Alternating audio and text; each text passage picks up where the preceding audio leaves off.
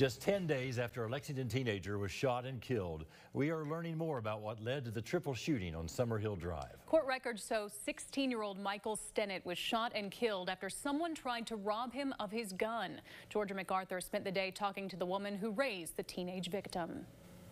Hey, good evening. It's another example of a life cut short. His aunt told me that although Michael had a troubled life, he always maintained a smile and tried to be positive the best he could.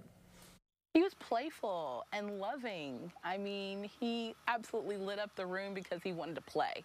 Always wanted to play. Michael's aunt says he had a big heart, but never backed down from a fight. He was shot and killed in Lexington on May 5th. It's like seeing a movie.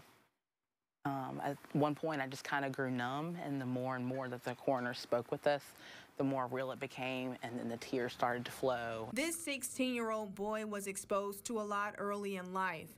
Danielle says drugs were woven throughout his family history. His mother died from a drug overdose when he was just 4 years old.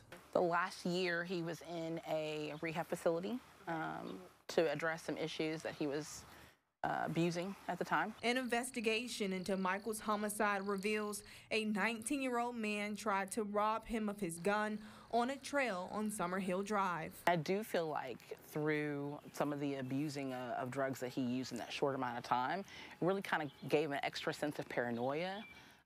Maybe some of the activities that he was doing was not also in the best light, and I feel like he needed to have a level of protection for himself. His family says Michael was surrounded by people who were influential on the streets, a crowd that steered him down the wrong path. But now she hopes his death will be a wake-up call to other parents to be more involved in their children's lives. When they're away from your home, that's harder to do, but having those conversations, having those necessary talks. One of Michael's favorite games that we played when he was a child was table talk. He loved it.